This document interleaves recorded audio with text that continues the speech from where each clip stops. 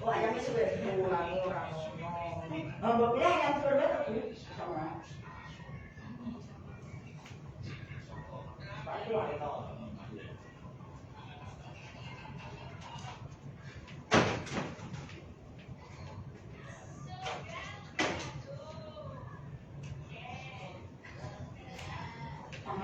Siap.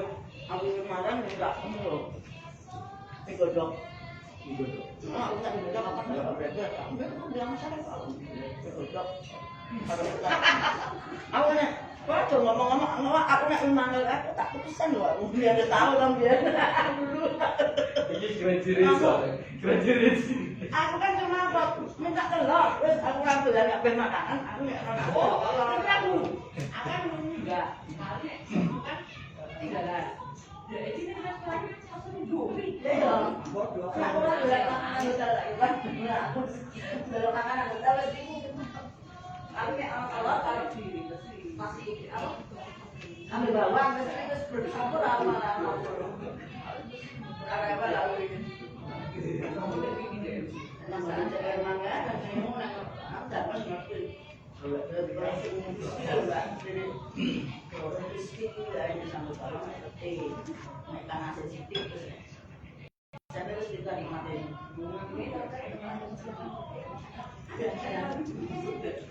Karena dari setiap anu saya Pak Umar sana ada Pak ya Bu, dia dorong boleh didorong dengan tapi khusus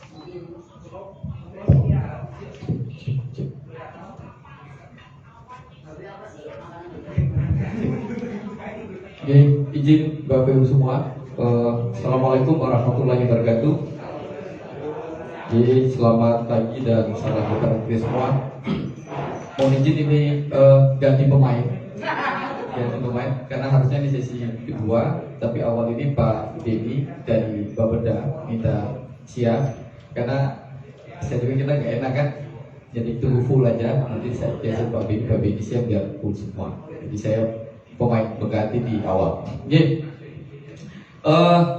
Pada pagi hari ini saya ingin mengajak kita semua berkaitan dengan mencermati isu-isu strategis pembangunan kota Yogyakarta, karena kita ketahui kota Yogyakarta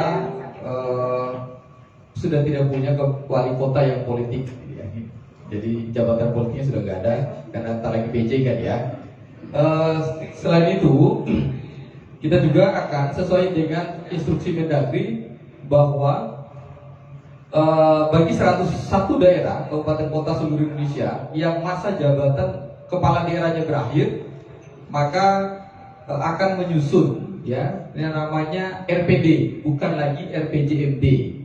Dengan kata lain bahwa hari ini kota Yogyakarta akan ketika berakhir masa jabatan RPJMD-nya juga berakhir. Jadi kita punya RPJMD itu berakhir di 2022. Ya, lalu sudah muncul surat edaran Mendagri bahwa kita diharuskan menyusun namanya RPD, Rencana Pembangunan Daerah, bukan lagi RPJMD. Ini dua nomenklatur ya, itu perlu kita cermati. Yang usianya itu 2023, 2026. Ini kan menjadi pertanyaan penting, ya. Jadi dasarnya apa? Ini tetap pakai Permendagri 86 2017 tentang pedoman penyusunan perencanaan pembangunan daerah. Nah, secara existing hari ini teman-teman di DPRD Kota Yogyakarta sedang menyusun atau sudah bentuk pansus ya, LKPJ, ya, untuk mencermati tingkat ketercapaian RPJMD di akhir periode 2021. Jadi RPJMD ini DPRD punya fungsi membentuk pansus LKPJ ini banyak. Tetapi ini ada timer waktu yang berbeda. Secara bersamaan pada awal bulan Maret, ya, Februari Maret Ini Februari Maret, ya. Teman-teman di pemerintahan Kota Yogyakarta sudah menyusun rancangan awal RPD, ya. Sementara pansus LKPJ-nya ini jatuh di akhir Maret. Akhir Maret bisa jadi sampai April ya, jadwalnya ya. Ya. Ini kan ada interval waktu idealnya, harusnya, karena kita sudah tidak punya lagi laporan masa akhir jabatan kan sudah nggak ada, tinggal LKPJ saja ya. Hari ini pansus dibentuk untuk mencermati RKPD 2021. Artinya itu menjadi ending dari RPJMD-nya wali kota yang lama. Ini sebetulnya. Secara bersamaan di bulan Februari, Maret, ini pemerintah kota melalui Bapeda sudah menyusun yang namanya RPD 2023-2026. Maka pertanyaan penting yang diajukan adalah kapan dan bagaimana hasil temuan pansus LKPJ terhadap tingkat capaian RPJMD wali kota yang periode 2016-2021 ya, 2022. Ya dong. 2022 kan berakhir 2022. Lalu kemudian apakah tingkat tercapai RPJMD di RKPD 2021 tadi itu ya, kemudian dilihat dari IKK, indikator kinerja utama dan indikator kinerja kecil prioritasnya tadi itu apakah tercapai atau tidak, sehingga ini akan dibawa ke dalam rumusan RPD 2023 ke 26. Ini menjadi catatan penting. Sehingga saya mencoba membaca, mengunduh data, mencoba melihat apa saja isu strategis pembangunan kota Yogyakarta starting 2023-2026 yang apa? Yang dikrit, yang dibangun, yang dipegang oleh teman-teman DPRD 40 orang ini. Ini pertanyaan penting. Artinya, kalau diajukan pertanyaan, apa saja isu dan program strategis yang dikrit oleh 40 orang anggota DPRD untuk mengisi substansi arah kebijakan RPD 2023-2026 ini. Atau jangan-jangan pada saat RPD kemarin kita hanya fokus pada pokir kita dalam rangka pencapaian RKPD 2022, tapi lupa substansinya roadmap sampai 2026. Ingat, wali kotanya berakhir tahun ini, tetapi DPRD kan berakhir di 2024. Masih punya margin waktu 2 tahun yang menjadi ya hak politiknya DPRD di dalam mendrive, bahkan menurut saya mengguide substansi perencanaan pembangunan dan arah kebijakan kota Yogyakarta. Kita masih punya waktu 2 tahun.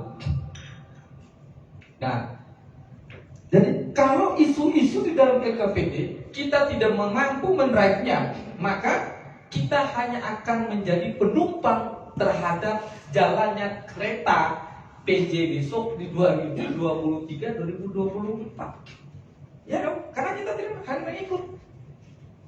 Ini sisi lain ya, RPD ini menjadi perdebatan. Itu akan disahkan oleh siapa? Oleh PJ wali kota.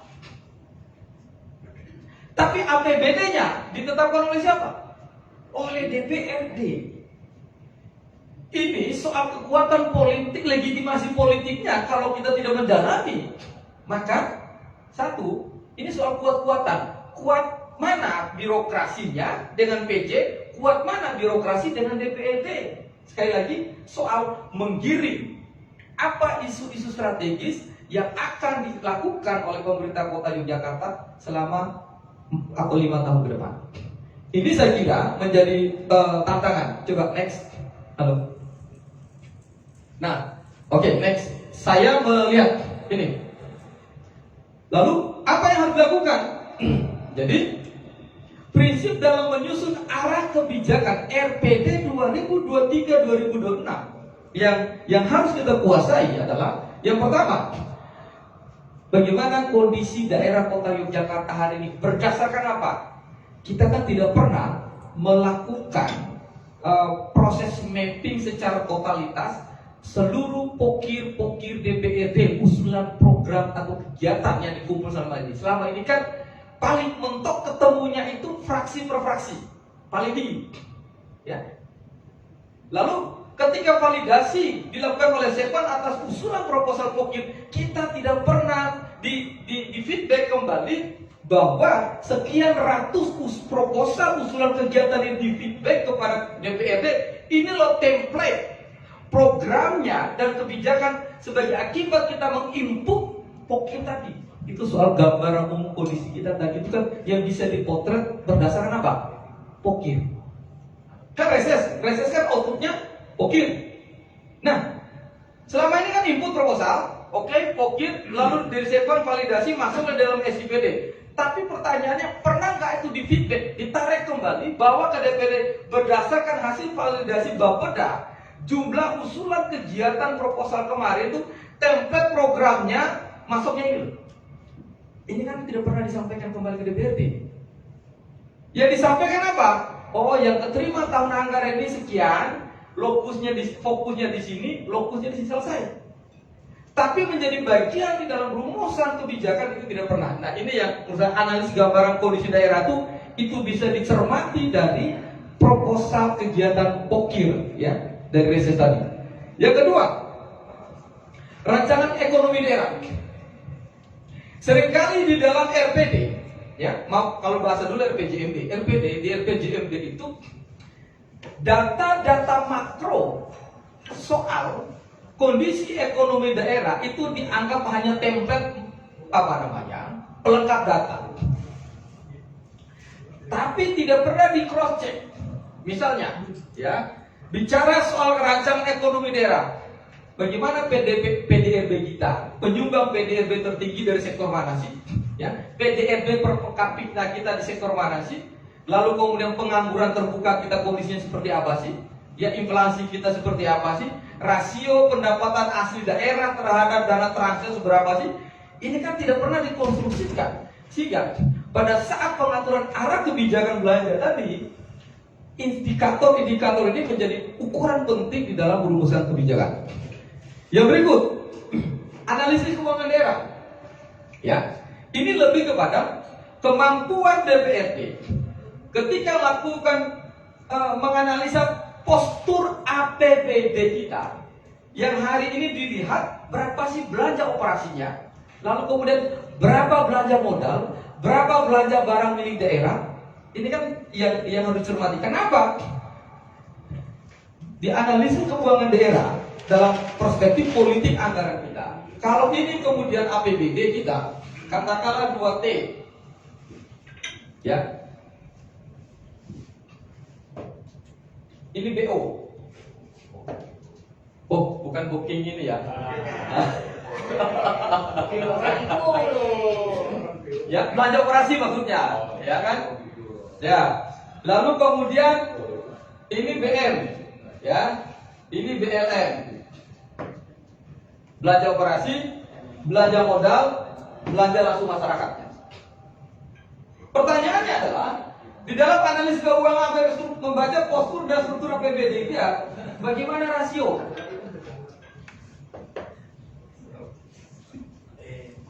PAD terhadap dana transfer. Itu yang pertama. Hari ini memang luar biasa, rasio PAD kita terhadap APBD kan 32, hampir 34%, ya. Ya, dari total APBD kita dari dana transfer. Itu rasionya. Nah, tetapi jangan-jangan kita lihat juga bagaimana belanja pegawai kita, belanja rutin. Jangan-jangan total APBD kita itu habis di dalam untuk belanja rutin. Ini di BO-nya. Ini ngeri BO-nya. Itu. Nah, bagaimana belanja langsung masyarakatnya? Punya impact nggak terhadap mengurangi pengangguran terbuka, angka kemiskinan, kasus stunting, gizi buruk yang hari ini kan masih ada. Kalau soal data isu kurang gizi kan kita masih ada angka 5-6% misalnya ya. Pengangguran terbuka kita masih angka kurang lebih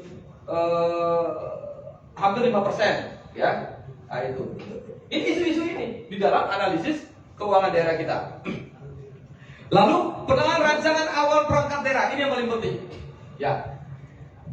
Memang tidak ada aturan yang secara tertulis yang konkret ya, yang misalnya begini, bahwa penyusunan RKPD, rencana kerja perangkat daerah secara totalitas itu harus melibatkan komisi-komisi. Tetapi kan ada diskresi, ada ruang di situ sebenarnya. Misal, hari ini persiapan kita reses masa sidang pertama itu kan dalam rangka menyusun RKPD 2023. Pada saat kita reses, pernah nggak sebelumnya komisi-komisi tadi memanggil akar mitra OPD-nya untuk apa? Untuk memappingkan isu strategis dan tematik masing-masing OPD. Kan tidak pernah lakukan itu. Ya, kita hanya RDP, bicara hanya sinkronisasi pada level kegiatan. Padahal di dalam Undang-Undang 25 itu kan perencanaan itu kan N-1 dan N+1. N existing hari ini masa sidang pertama itu untuk memetakan isu-isu. Akhirnya apa? Teman-teman DPRD begitu reses, ya, itu kan tanpa ada guidance. Sajane Komisi C dengan mitra sekian OPD, tema RKPD-nya mereka apa sih? Ini kan bertolak belakang dengan musrembang. Nah, musrembang lakukan oleh eksekutif, mereka sudah punya tema, Pak. Isu-isunya mereka guidance, kita kan. Kita itu kan disuruh meraba-raba. Baru proposal masuk, baru mereka yang validasi. Ini tentu merugikan nggak? Dalam kondisi hari ini saya kira sangat merugikan DPRD. Apalagi besok kita akan dipimpin oleh PJ. Maka menurut saya selalu bilang 101 daerah kabupaten kota hari ini secara de facto kepala daerahnya itu ada di 40 orang DPRD. Ada yang DPRD de facto loh. De jure memang ada di sana. Tapi de facto-nya kenapa? Perda APBD, Perda RKPD itu yang mengesahkan adalah DPRD. Maka harus mengambil alih isu itu. Yang berikut adalah masalah pembangunan daerah. Ini saya bilang tadi ketika reses, kita kan tidak pernah muncul apa sih sesungguhnya masalah di mana Biro Brajan, masalah di Mergansan, Menteri Jeron. Itu kan ketika teman-teman reses tadi, existing isu masalah itu apa? Itu kan tidak pernah isi ya. Ada model konsolidasi antara driven isu yang dilakukan oleh DPRD dengan Pemda itu begitu nanti menjelang penetapan RKPD 2023 itu adalah hasil aspirasi 40 orang anggota DPRD. Ya. Yang berikut penilaian terhadap sasaran RPJMD. Ini yang tadi saya jelaskan 2023.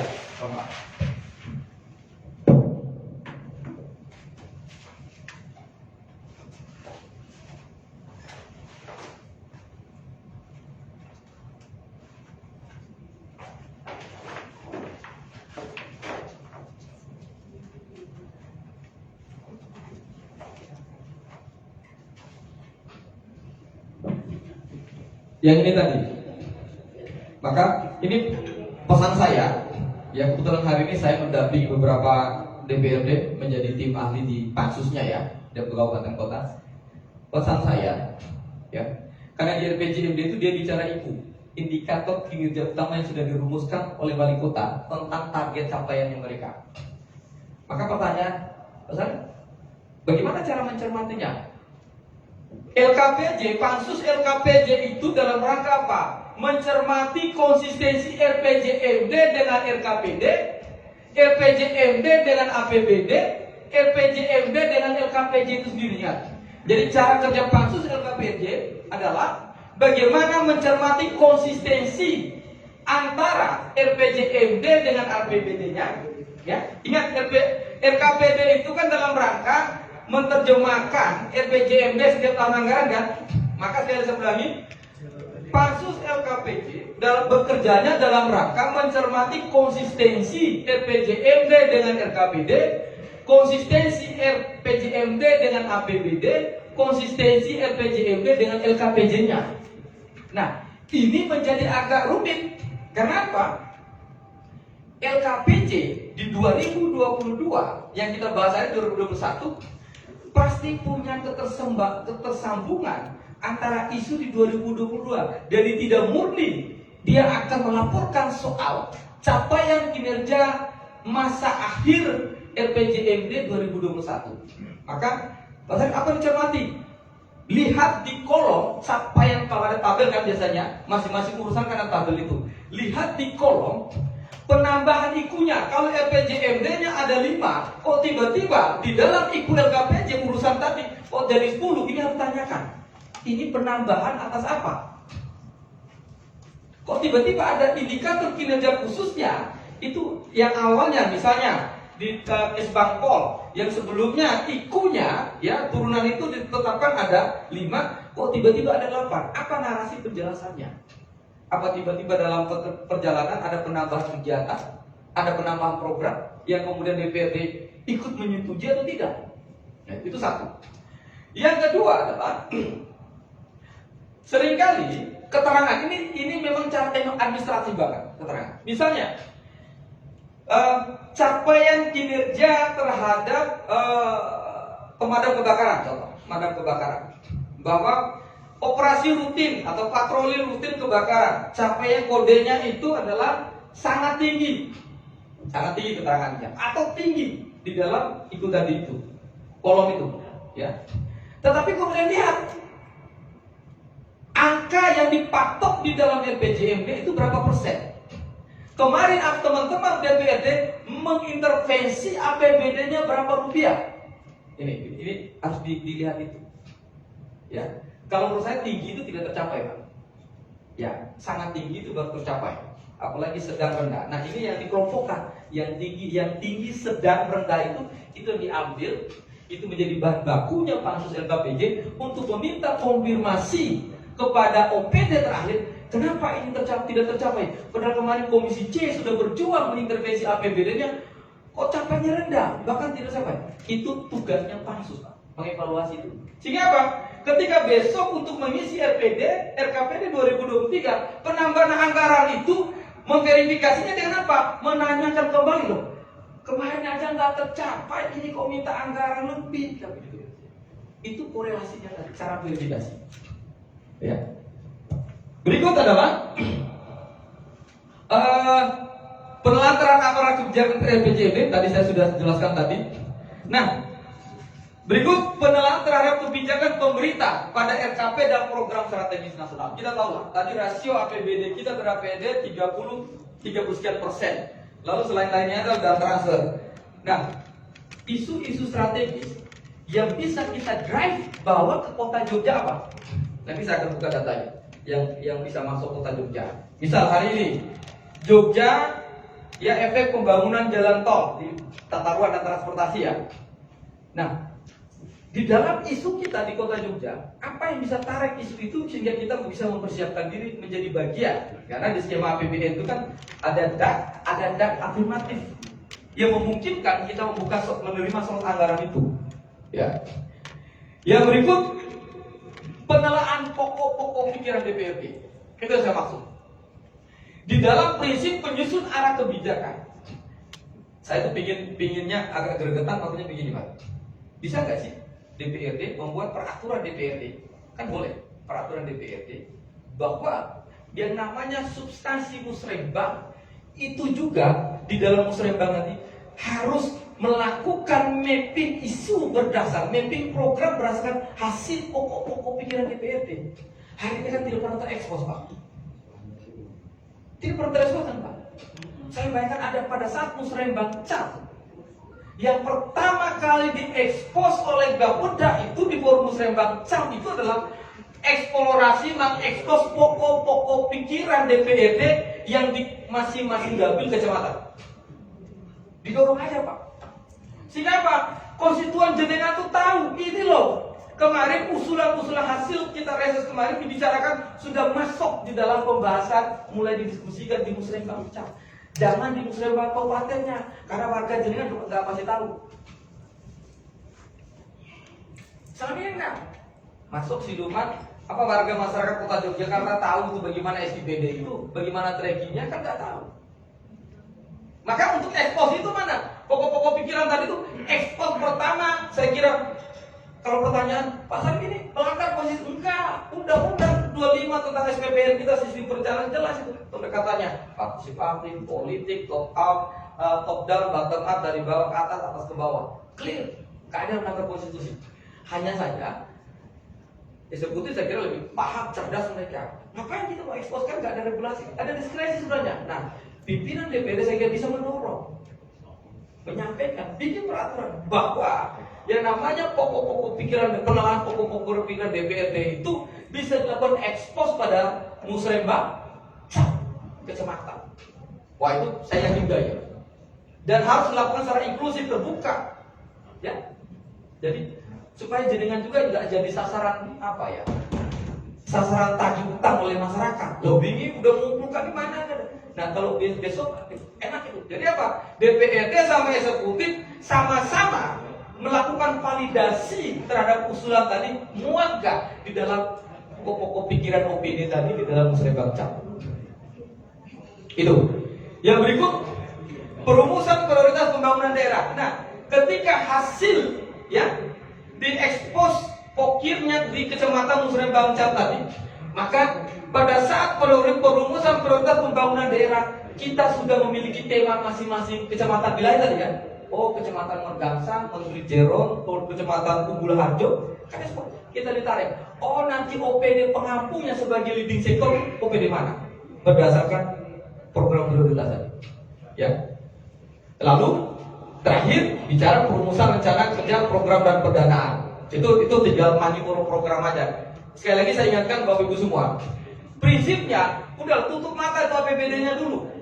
Enggak usah, selama ini kita masih terjebak nanti plotting anggaran UB. Enggak. Pegang dulu RKPD-nya, Pak. Pegang dulu RKPD-nya. Kunci dari semua bagaimana kita mengkapitalisasi APBD sehingga menjadi domainnya DPRD, rebut RKPD-nya. 30 OPD tadi itu rebut. Bahwa kita yang merevisinya. Karena begitu kita pegang programnya, otomatis ratusan kegiatan di bawah itu kan money monopokil jadinya. Next. Ya. Ini nanti cara kita menyusun mapping analisis kebijakan nanti. Lanjut. Nah, ini saya membaca berdasarkan data di RPD 2023, hasil RPJMD sebelumnya dengan RKPD 2021 ini.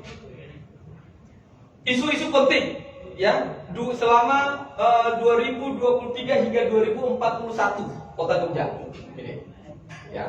Potensi pengembangan wilayah Kota Yogyakarta dari sisi perwujudan sistem perkotaan ini berdasarkan Perda nomor 2 tahun 2001 tentang tata ruang. Apa itu? Yang pertama, isu berkaitan dengan perwujudan sistem perkotaan. Misalnya penetapan rencana rinci tata ruang RDTR. Ya, RDTR-nya. Ya, misal soal 1, koordinasi dan sinkronisasi penyusunan rinci tata ruang, pelaksanaan persetujuan substansi, evaluasi, konsultasi, sampai kepada isu pembangunan fasilitas utama perkotaan. Ini sudah ada. Ini yang masuk di dalam RPD 2023-2026. Next. Ini jaringan jalan. Nah, yang komisi D, komisi yang berkaitan jaringan jalan, misalnya infrastruktur, misalnya sini dikatakan penyusunan rencana kebijakan teknis sistem pengembangan jalan, ya. Lalu ini ada lokusnya, ya, jalan arteri sekunder, berlokasi Jalan Magelang, Kiai Mojo, Jalan Mata Kromenoto, Marta Dinata, Kapten Biro Tendean, ya, Bugisan. Ini sudah lokusnya, ya.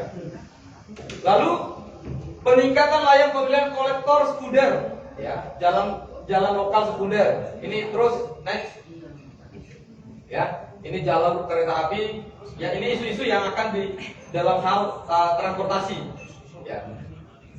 Next ada yang jaringan energi, kemudian sistem telekomunikasi masuk, ya, sumber daya air ini masuk, ya. Jadi isu-isu ini merepresentasikan semua komisi di DPRD. Pertanyaan saya, siapa di antara kita yang 40 orang tadi ikut merumuskan isu ini?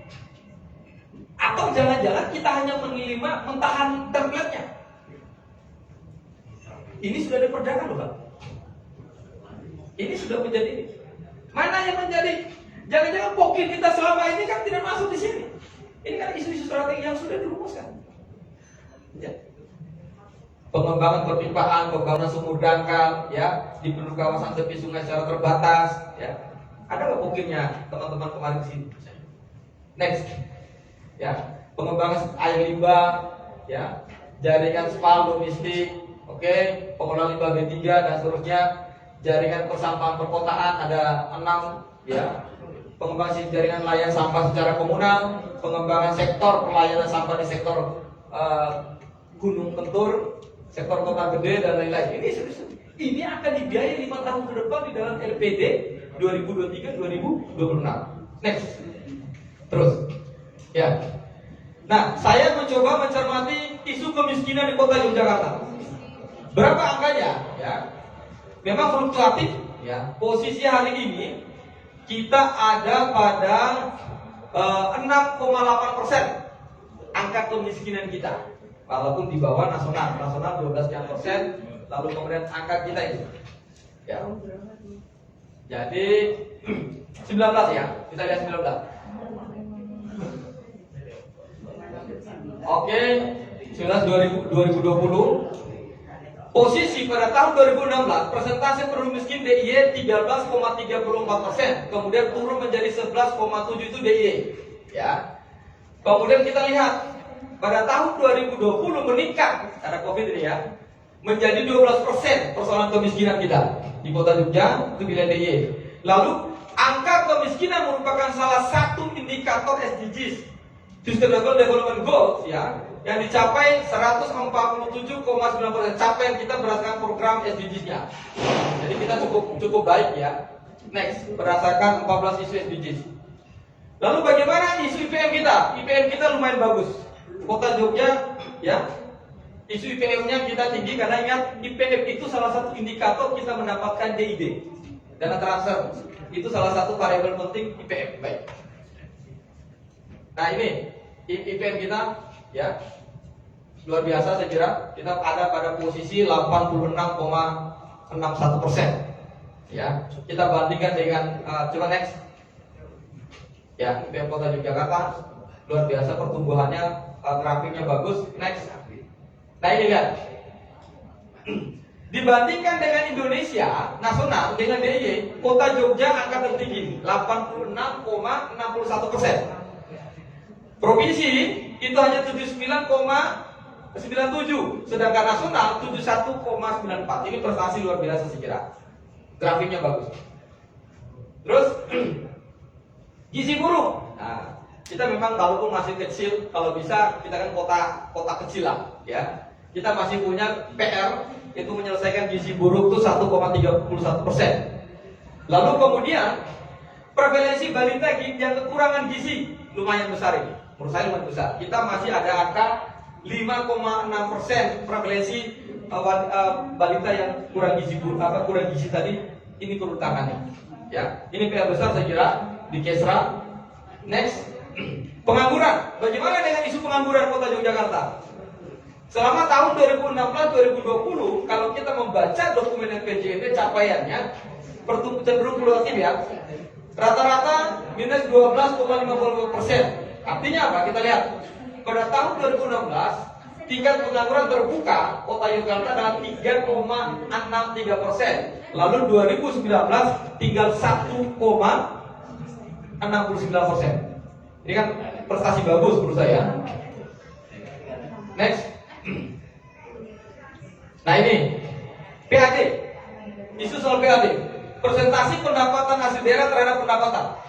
Ya, kita ada pada ini bagus ini, tapi kalau dilihat fluktuatifnya menurun. Ya, di tahun 2020 kita minus 2,3%. Artinya di 2019 kita 39,02, lalu di 2020 33,13%. Ini adalah rasio terhadap pendapatan asli daerah terhadap pendapatan.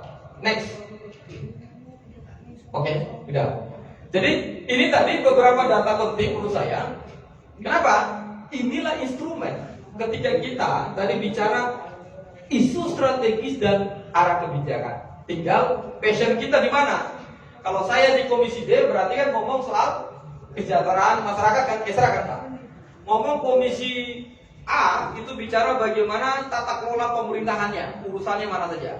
Ngomong bicara Komisi B berarti bicara soal PAD kita bagaimana, perekonomian kita bagaimana, ya. BUMD kita bagaimana, layak tidak, Prusda kita, ya. Itu bagaimana cara ininya.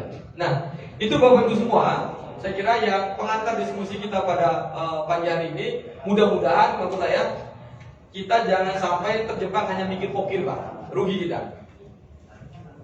Ya, harapan saya RPD 2023-2026 itu adalah milik 40 orang anggota DPRD. Ya, kita nggak tahu tiba-tiba PJ besok orang dari Jakarta yang tidak tahu existing isu kondisi real kota Yogyakarta.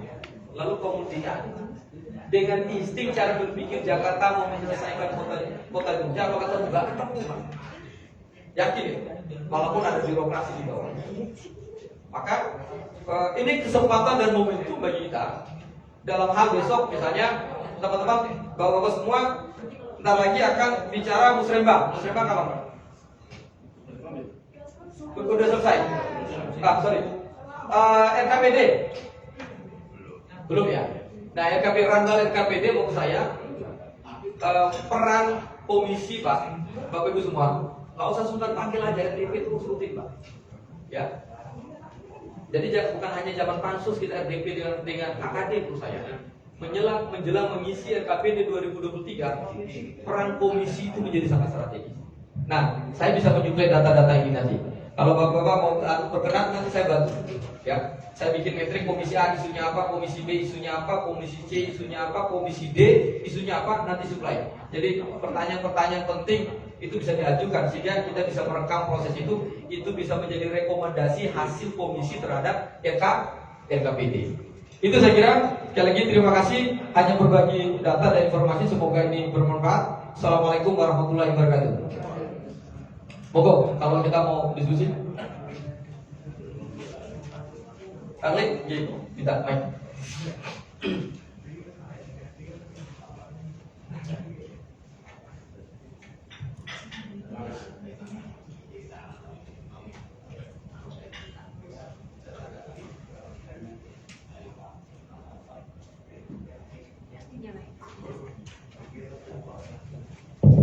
Oh ya. Sip. Ternyata pancing Pak. Terima kasih Pak Syarif atas Ya. waktunya. Bicara soal RPD ya, RPD yang itu 23 sampai 26. Ya. Masa berlakunya wali kota kan 22. Ya. Nah, tentunya nanti 24 ini sudah ada pemilihan wali kota. Wali kota baru. Otomatis pelantikannya itu paling tidak ya 2025 lah menduduki jabatan itu. Setelah itu 25 itu kan terus dia merumuskan visi-misinya wali kota masuk di RJPMD-nya. RJPMD-nya.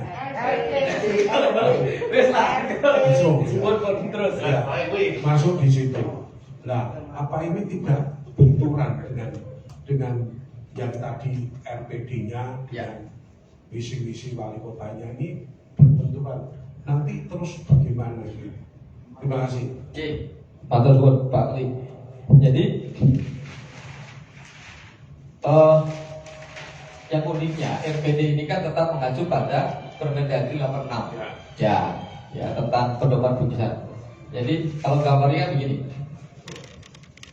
ini RPJMD, kemudian ini RPJPD, ini kan panjang ya, 25 tahun. Ini 5 tahun. Kemudian ini RPD juga sama 5 tahun. Tapi 2025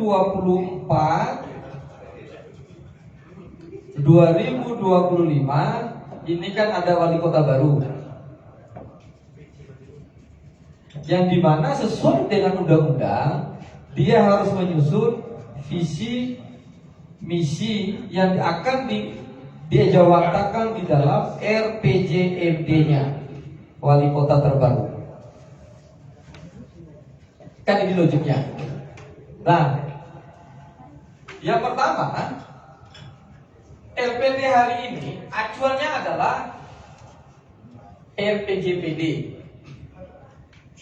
Setelah itu dia juga acuannya RPJMD provinsi. Nah, di mana RPJMD provinsi juga kita berakhir nih. Ya kan begitu. Nah, ini adalah RPJPN, ya, RPJMN. Ini menjadi acuan untuk menyusun LKPD. Clear? Ini the proses. Lalu pada tahun 2024, 2025 terpilih terlantik wali kota baru. Bagaimana kondisi RKPD kita 2023, 2026 statusnya? Maka wali kota terpilih punya kewenangan melakukan penyesuaian terhadap RKPD yang sudah ditetapkan tadi, ya, dan akan diperdakan menjadi RPJMD, kembali normal lagi. Jadi visi misi kepala wali kota terpilih besok, dia akan melakukan penyesuaian terhadap RPJMD yang sudah ditetapkan sampai 2026. Ini kan masih ada tanggungan kurang lebih 2 tahun lah ya. 2024 kalau dilantik, misalnya kita pilkada bulan November kalau tidak ada gugatan bla bla bla bisa dilantik misalnya di akhir tahun, ya. Kalau ada gugatan lain-lain berarti bisa dilantik di awal tahun, kan begitu ya. 2020 pahit-pahitnya 2025 lah, ya gitu. Nah, ini masih ada minus 1 tahun berjalan. Maka visi misinya beliau wali kota terpilih, ya, itu akan merubah ini, menyesuaikan visi misi ditetapkan oleh Perda menjadi RPJMD. Jadi kembali normal. Hanya saja begini, ya. Ini menjadi penting, Pak. Tugasnya DPRD itu berakhir katakanlah 2024. Ya, 2024. Selama 2 tahun tugasnya DPRD itu kan mengawal RPD-nya wali kota PJ wali kota, mengawal ini. Nah, ingat, karena ini wali kota baru, apakah semua substansi yang tidak tercapai di dalam RPD, ya, akan diampu oleh RPJMD? Ini menjadi PR. Katakanlah, ya, kinerja PJ itu tidak tercapai selama 2 tahun terakhir, dan DPRD di dalam pansusnya LKPJ merekomendasikan, nah, ya, bahasa begitu, merekomendasikan agar wali kota terpilih itu melaksanakan beberapa PR yang kemarin. Pertanyaan, mau nggak wali kota? Nah, begitu. Ini memang tantangan negosiasinya di situ. Politis banget kalau itu. Loh, saya kan udah punya visi-misi baru. Masa saya mau menjalankan PR-PR yang lama? Tetapi secara konstitusi, yang namanya tanggung jawab pemerintah, dia tetap harus itu. Nah, itu negosiasinya inilah. Tergantung negosiasi politiknya teman-teman di DPRD. Misal, PR wali kota yang sebelumnya bahwa ada masalah naiknya angka pengangguran. Angka pengangguran nih, kita kemarin tadi kan sudah direduksi.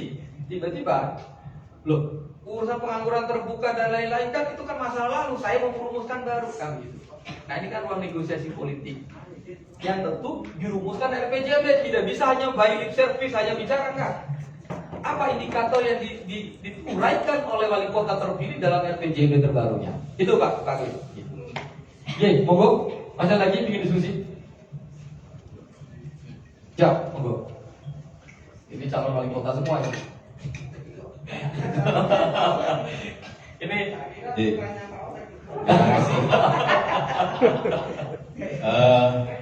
Kemarin pada saat adeksi itu kan kalau bicara PAD, penghasilan asli dewan dan penghasilan asli daerah, ada beberapa hal komponen yang kemudian mempengaruhi KKD. Ya. Setelah kami konfirmasi bahwa Kota Jakarta itu KKD-nya sudah tinggi. Tinggi. Nah, menarik ini. Paham saya ini. Nah, kemudian ada PP yang mengatur terkait dengan hubungan keuangan daerah dan pusat. Kemarin judulnya juga kurang lebih seperti itu. Undang-Undang nomor 1 ya, tahun 2021. ya, Dua. ya, ada di sana kemungkinan bahwa yang namanya PKB, ini nggak ada PKB, pajak kendaraan bermotor itu akan diserahkan ke kabupaten kota. Nah, seperti ini, ketika pendapatan selama ini kan bagi hasil cukai dan bagi hasil itu kan tidak masuk di PAD. Jadi hanya pendapatan lain-lain. Seiring dengan itu, apa yang memungkinkan akan kami lakukan anggota DPRD agar PAD ya, dalam tanda kutip itu jadi naik sama itu. Oke. Yang kedua, mulai tadi malam jam 22.00 lebih 1. Wajib. Nah, Jamnya. dengan kenaikan harga BBM. Nah, korelasinya dengan PAD tanda kutip. Nah, ya, PAD juga. Ya, baik. Lantas yang ketiga, saya melihat korelasinya yang terjadi di ini contoh kemarin kebetulan saya ketemu dengan DPRD Kota Batu. DPRD Kota Batu dengan jumlah anggota dewan 30, PAD-nya Sila Dewa. bukan Oh, PAD. pendapatan asli daerah. Asli daerah. Ya. Kurang lebih 225 miliar. Oke.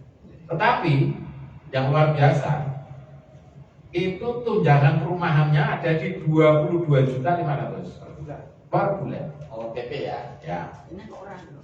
Pertanyaannya, Kota Yogyakarta dengan PAD 600 sekian itu tunjangan perumahannya tidak lebih dari 10 juta untuk anggota.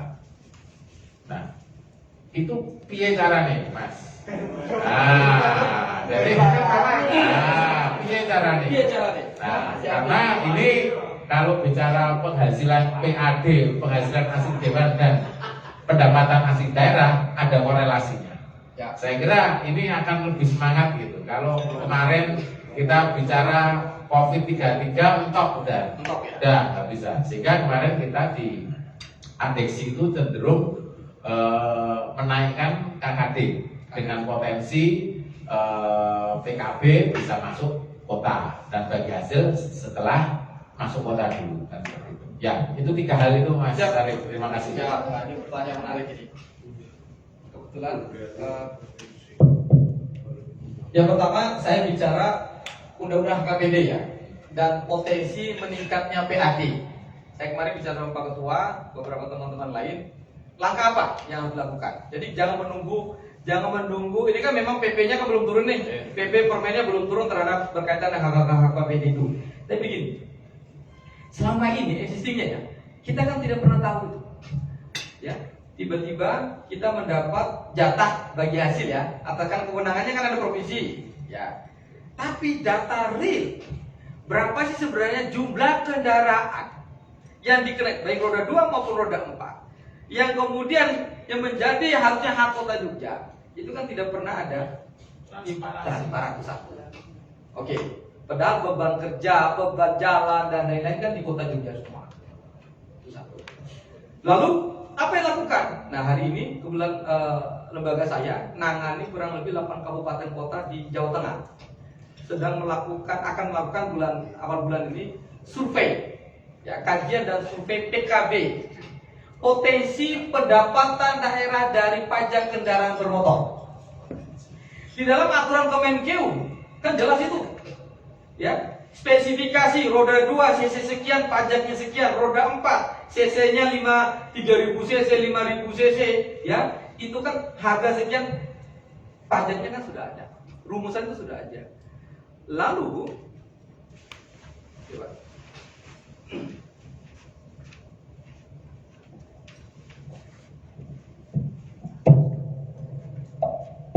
Maka saran saya, minta hari ini BPKAD melalui Bapeda ya melakukan survei sensus, Pak, jangan survei sensus. Berapa sih sesungguhnya jumlah kendaraan bermotor baik roda 2 maupun roda 4, spesifikasi kalau bisa itu dapat pakai pendekatan appraisal itu ya, nilai pajaknya berdasarkan cc dan harga. Kan itu proses pajaknya di situ, Pak PKB. Jangan sampai besok begitu permen PP-nya turun, kita hanya drop out data dari atas yang kemudian kita tidak pernah cross check. Rata-rata aja lah, satu rumah itu punya 2 kendaraan saja. Kendaraan roda 2 berarti misalnya. Kita kalikan berapa jumlah rumah tangga KK di wilayah kota Yogyakarta. Itu hitungan kasar kan bisa ketemu datanya. Belum lagi roda 4, belum lagi berdasarkan cc. Sehingga perhitungan, jadi kalau saya baca si data di kota Yogyakarta. Kalau PKB ini saya bilang sama Pak Ketua, kalau PKB dihitung juga potensi penerimaan daerah kita, pendapatan dari PKB kita bisa naik 100%. Coba jadi itu dari angka existing hari ini. Tetapi ini didorong dulu untuk melakukan survei detail. Siapa elemennya? Data konkret hari ini ada di pada BPKD sudah punya data mentahnya. Lalu kemudian berapa jumlah leasing sama dealer motor yang ada di kota Yogyakarta. Lalu Samsat kota Yogyakarta, ya, kemudian DJP kantor pajak, itu kan dikoneksi jadi satu, kita verifikasi datanya, baru dihitung. Nah ini nanti pakai jasa penghitung, kan bisa dihitung sebenarnya itu, silakan. Itu syarat saya. Sehingga nanti ketika bicara soal PAD-nya teman-teman dewan dengan potensi kenaikan pendapatan asli daerah dari PKB, apa jadi bisa gitu, Mas? Ya kan? Tadi rumusan kalau tunjangan perumahan lain boleh sebenarnya. Benar, rumusannya kan KKD. KKD itu kan diskresinya DPRD dan wali kota kan begitu aja. Yang penting tidak melampaui provinsi. Kan ada kode etiknya di situ kan? Saya kira provinsi dulu kan. Tunjangan perumahan. Kita Bu. Berapa? Kan ada itu, ada kode etiknya itu. Kemudian kalau Kadana berapa? Tunjangan rumah berapa? Hari ini. Kalau kota kan 10 juta ya? 12? 9 juta? Jauh di bawah Batu tadi, yang kabupaten apa kota Batu. Loh boleh lah, ini kan momentum ini. Caranya begini Pak, jenengan jangan pakai HPS, harga penentuan sendiri. Itu yang ilegal menurut saya. Pakailah appraisal, hitung ulang, kemudian begini appraisalnya jangan pakai appraisal sertifikat. Mungkin dulu kemarin kan pakai appraisal yang udah sendiri. Dulu kan dulu apa itu? Loh lah, sarannya jangan pakai appraisalnya eksekutif. Pakai appraisal. Katanya appraisalnya Orang kota kan boleh. Itu pakai Solo. Saran saya jangan pakai yang pakai Solo. Surabaya tuh organisasi lewat kontak pakai kontak. Berarti provinsi dinaikkan. Provinsi 200. Kalau KKD dewe sangat rendah, provinsi orang enggak. Provinsi itu kan lebih dari provinsi lah itu. Ya itu berarti tugas begini Pak. Tugasnya busur, kemudian lebih bojone yang pun munggake.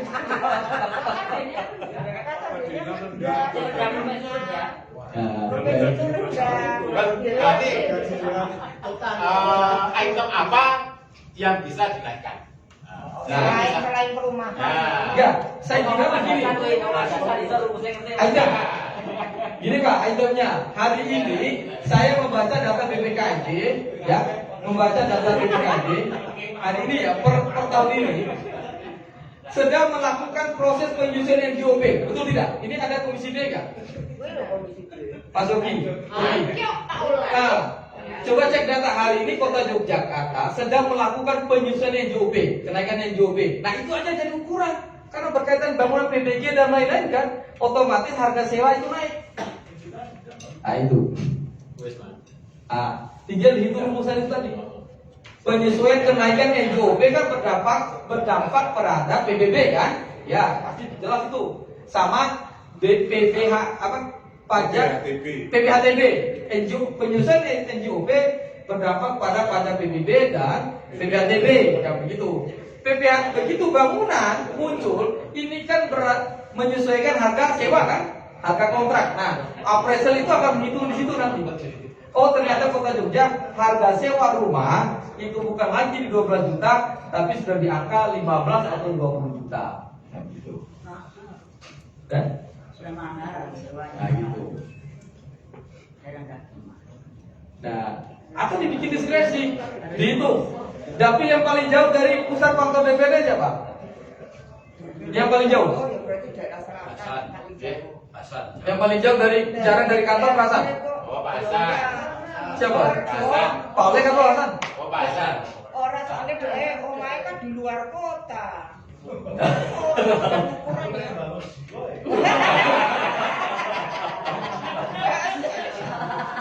Biasa nih lama. Berarti aku yang ngaco. Itu yang paling. Jadi saran saya itu tadi itu satu melakukan lebih awal sebelum turun PP Permen tadi kita sudah punya basis data tadi soal tadi PKB di dulu sensus Pak, ya sensus tadi itu. Lalu nah sebenarnya pendapatan asli dewan tadi juga itu kan bisa juga diajukan, misalnya tunjangan perumahan, untuk komunikasi. Dampak dari PPN 11 ini tadi kan salah satunya kan komunikasi kan naik nih, harga-harga semua kan naik. Nah, cuman ini kan baru per hari ini ya, komunikasi, konsumsi dan itu gas dan lain kan naik semua akhirnya. Nah ini nanti tinggal appraisal ulang maksud saya. Begitu diundang appraisal komplit aja sudah appraisal semua. Tunjangan perumahan, transportasi, komunikasi, apalagi tunjangan campur misalnya tadi itu bisa dihitung ulang menurut saya. Dan boleh kok, boleh menurut saya boleh. Ya. Persoalannya bahwa negosiasi politik dengan PJ-nya, ya itu kan kembali ke kepentingan. Menurut mereka nggak boleh. Enggak maksudnya mengappraisalnya kan boleh, kan boleh. Yang menjadi persoalan ini karena KKD yang di tingkat provinsi ini rendah.